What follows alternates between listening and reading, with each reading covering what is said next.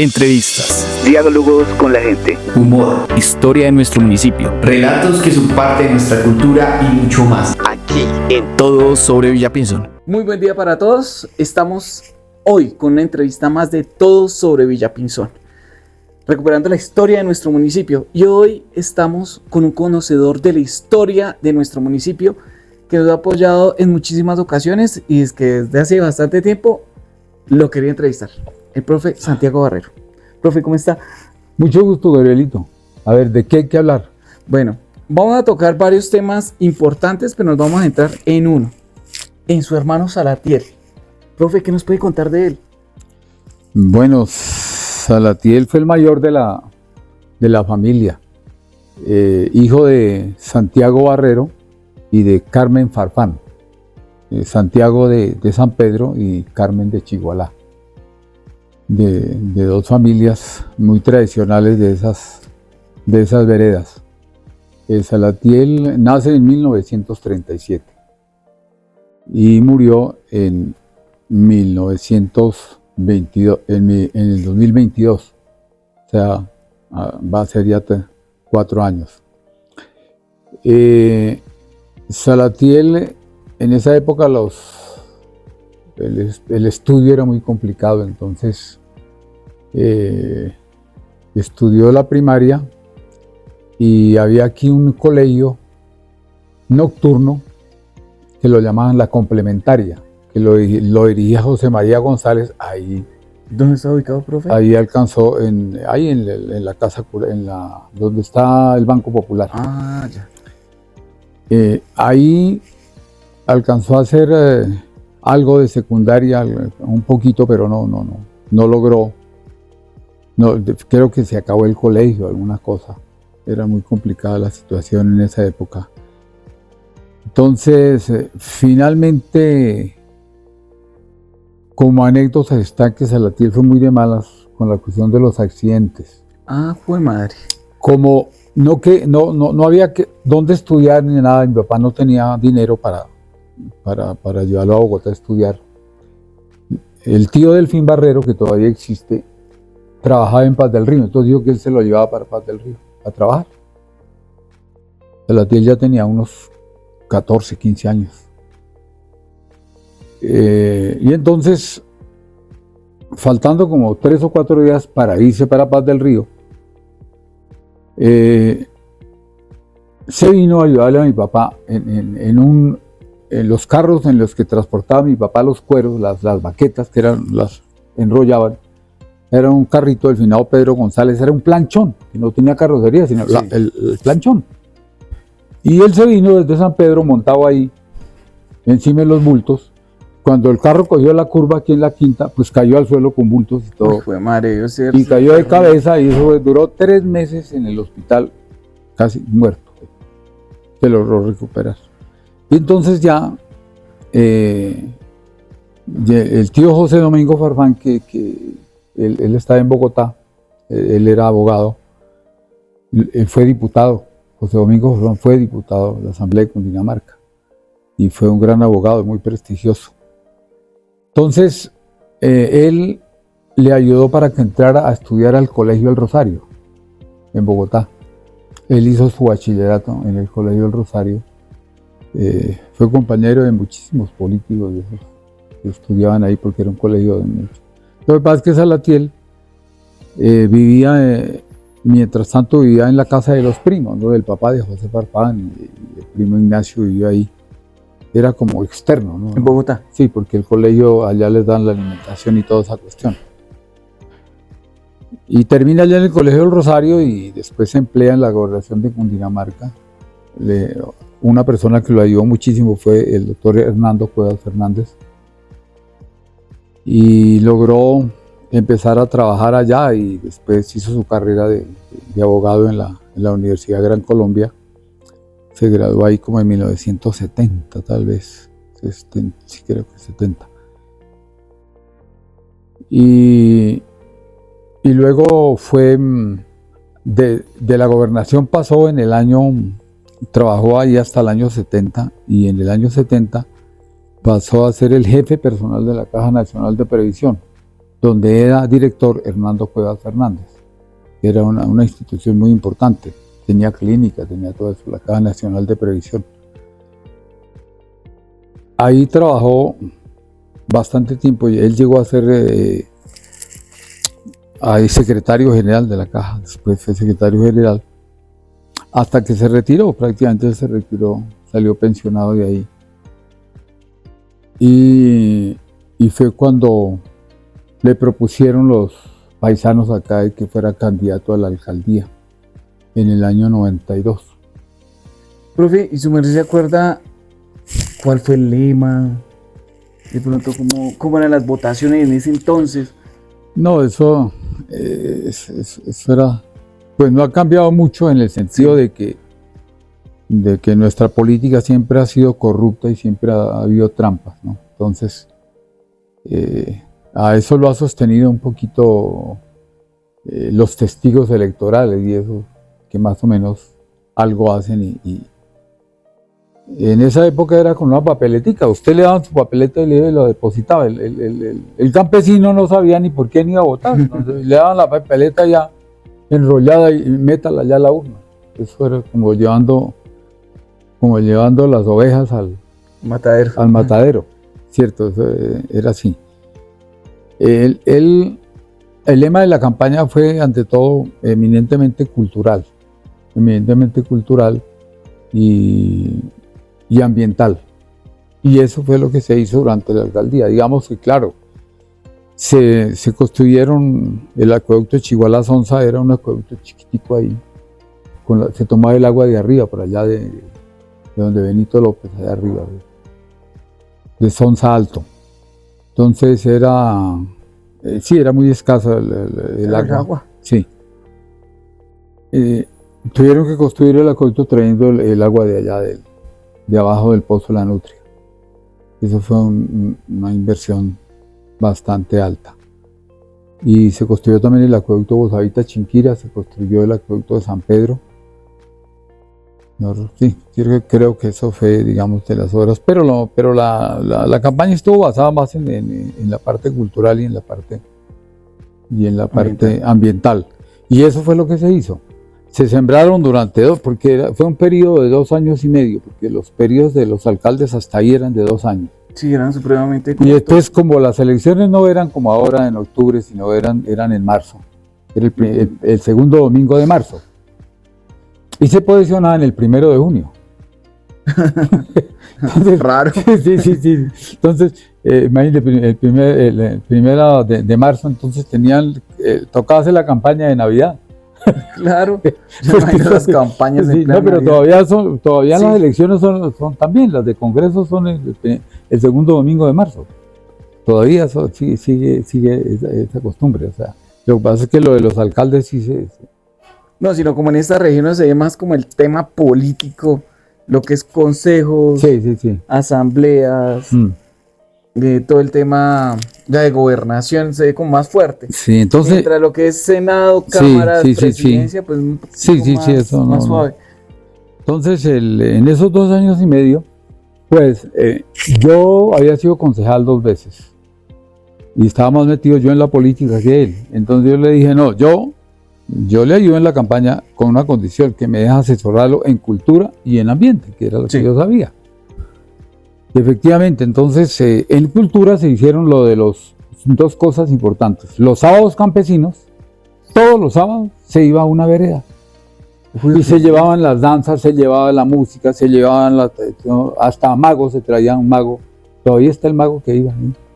Sí. ¿Quién era? Hugo Mariño. Y él todos los fines de semana está en Villa de Leyva ahora. Es muy bueno. Y se llevaba a todas las veredas, o sea, se llevaba la cultura allá, los sábados campesinos, se llamaba eso. Y el otro fue los conciertos cada mes. Cada mes se hacía un concierto, se traía a grupos, imagínense, hace 30 años, grupos que cobraban 2 millones y medio, como quien dice más o menos 20 millones de hoy. ¿Cierto? Entonces, todo eso se invertía en cultura. Y se hacía religiosamente un concierto mensual, la gente se acostumbró y ya sabía pero no se les cobraba, eso era una cosa simbólica, se les cobraban se invitaba a cada concierto un grupo especial. Por ejemplo, hoy, por ejemplo, era lo de las madres, entonces todas las mamás podían ir gratis, ¿cierto? Y los demás Sí. pagaban 500 pesos, por ejemplo, ¿no? No, era un valor simbólico. Era simbólico, sí, 500 pesos. Cuando vino Jorge Velosa, la primera vez, porque él vino como 4 veces en esa época, la primera vez que vino Jorge Velosa, se cobraron 1.000 pesitos. Y eso estaba súper lleno, esa vaina de normal. Y había alguno, siempre había alguien invitado, por ejemplo, invitados los músicos, invitados los papás, invitados los estudiantes, invitados así, era los profesores, etcétera. Todos los gremios se Sí, invitaban. venían los gremios, sí. Y eran los que entraban gratis, y los demás pagaban una cuestión simbólica. Se cobraron 1.000 pesos, ¿no? Y entonces pues, Velosa le preguntó al público que, oye, ¿cuánto le robaron por la entrada? Entonces, no, 1.000 pesos. ¿Cómo así? Porque claro, acostumbrado a un concierto, eso eran 10, 15, 20.000 pesos de esa época, eso era harto, ¿no? Y se hizo eso fue una cosa muy importante que después lo dejaron perder, por una razón. En Villapinzón lo que no se cobra no vale nada. Después llegó Fabio Sánchez al siguiente gobierno, el segundo gobierno de Fabio Sánchez, y el primer concierto trajo a Carmiña Gallo, y el tipo no se asesoró ni nada, y además concierto gratis, y no fue nadie. Increíble. Después de pasar de conciertos que eran mínimo 400 personas, entre 400 y 600 personas, y tuvieron que el concierto empezarlo como 1 hora después y llevar a un poco muchachos que estaban jugando en la cancha de básquet ahí, o en el Coliseo, y llevarlos allá, que hicieran bulto ahí. No, eso fue una vergüenza. Claro. Terrible. Y ahí se acabaron los conciertos. Es que eso hay que saber, eso no es. La cuestión no es ahí haciendo bola. Y en el ambiente se hizo una cosa muy importante. Se sembraron 350.000 árboles nativos. Los que quieran pueden mirar las fotos de antes de y después de. Es decir, todos esos árboles que usted ve por aquí, por todas partes, incluso a la orilla del río, aquí en el pueblo, toda esa cosa, y en las veredas y en toda cosa, esos no existían. Eso era muy lúgubre, eso era muy pelado. Son 350.000 árboles nativos. Y él trajo una granja, que en Chigualá hubo una granja donde se montó un vivero muy importante, Sí, que lo montó Copdesarrollo, ¿cierto? Allá vendían las matas, ¿cierto? Y Antes de la escuela. Sí. No solamente, sino que mucha gente, por ejemplo, don Luis Sánchez, él solo, sí, sembró más de 20.000 árboles de su plata. Entonces los compraba y sembró en sus propiedades o en donde fuera y sembró los árboles. Entonces esa fue una labor muy importante. Se compraron en esos 2 años y medio 750 hectáreas de la Laguna del Valle, porque allá cultivaban papas. Los Ávila se han adueñado de eso, unos Ávila de Boyacá, y sembraban papas. Se compraron 750 hectáreas, que eso se descuidó, porque después de 30 años todavía no hemos terminado de comprar las 4.800 hectáreas que suma el páramo de Guacheneque y el páramo de Rabanal. Creo que iban 3.800 hasta hace 2 o 3 años, no sé últimamente que habrán comprado, pero me parece pues que fue un gran descuido en la parte ambiental. Se prohibieron la tala de bosques, se prohibieron coger los frailejones, porque eso aquí pelaban para hacer las candeladas del 8 de diciembre y para Nochebuena, Sí, eso era terrible. Que Era los terrible. frailejones Se prohibió la quema de construían llantas, eso. porque aquí lo otro era que como no dejaban, se prohibía lo de los frailejones, entonces quemaban llantas, peor, porque eso contamina peor. Todo eso se hizo en esa época, y ahí ha quedado algo, digamos, todavía por lo menos los árboles están, todo está. Lo de la Laguna del Valle pues se recuperó. Eso de la Laguna del Valle, eso daba tristeza, porque además le metían candela a todo al páramo, y eso eran unos pajonales ahí tenaces. Eso, lo que usted ve ahorita, eso no tiene nada que ver con... Sí, con lo de antes. tenemos que mirar las fotos de esa época y verá cómo era la cuestión de diferente. Y Salatiel fue elegido el 8 de marzo, creo, del año 1992, y se posicionó el 1 de junio. Y estuvo esos 7 meses del 92, 93 y 94. Durante ese periodo, en el año 93, tuvo un accidente en un carro del municipio, por una razón. El anterior alcalde le cambió las llantas al carro y se le puso unas llantas anchotas, a un Toyota. Hombre, es que la ingeniería es la ingeniería. No, claro. ¿Y qué pasó? Iba para Bogotá él tranquilo, se le estalló una llanta. Yo no sabía que al estallarse una llanta, el carro arranca al doble la velocidad. ¡Pum! Entonces él iba como 80 y lo puso a 160, ¡pum! Se estrelló y allá fue a ver casi se mata. Entonces, y el tercer accidente fue en el 2009, en enero del 2009, y pues ahí finalizó la vida de él prácticamente porque quedó en silla de ruedas, porque tuvo una afectación al oído medio, que es el del equilibrio, y entonces ya él, todo el tiempo tenía que ir o en silla de ruedas o si iba caminando con un caminador y asistido por alguien porque se podía caer en cualquier momento por el problema del oído. Entonces eso fue una tragedia de él. Pero ayudó mucha gente, muchísima gente, y aquí él, en los cargos que tuvo allá, ayudó a gente. En la Caja Nacional de Previsión hubo más de 200 personas trabajando, imagínense, en esa época. En la Caja Nacional de Previsión, luego la cantidad de becas que nos dio a todos los que pudimos estudiar entre el año 67, 68 tal vez, en adelante. Mucha gente de los que somos profesores ahora, de los que fueron profesionales, estuvieron becados en Zipaquirá, en Pacho, en muchas normales, en la normal de La Palma, en una cantidad de sitios que estudiaron becados precisamente por ese trabajo que hicieron en esa época. En todo caso, Salatiel fue digamos que, además de su honestidad, porque fue una alcaldía de una gran honestidad, porque decían, ¿de dónde sacó tanta plata para la cultura? Pues porque en los contratos y en las compras no se la robaba, esa plata era para la cultura, porque así pasa. Es que yo mismo fui testigo una vez me mandó, Dios sin saber, acompañar al tesorero a que cotizara la tubería de Chigualá y el acueducto de Chigualá, Sonsa y el Atillo. Y eso valía una cojonal de plata, 600 y casi 700 millones en esa época. Sí, ahorita es algo así como unos 14, 15 mil millones, más. Es una vaina monumental. Y el señor allá, lo primero que me dice el del hidrante es, ¿y en cuánto la ponemos? Entonces le dije, no señores, que somos un municipio pobre y necesitamos, ¿cuánto nos...? Digo, yo les puedo dar el 20%, le dije, no me sirve. Él dijo, no, el 30%. ¿Y sabe cuánto nos dio? El 40%. ¿Se imagina usted el 40% de 700 millones? Jesús, que se echan al bolsillo los administradores a veces y no se la dejan al Estado.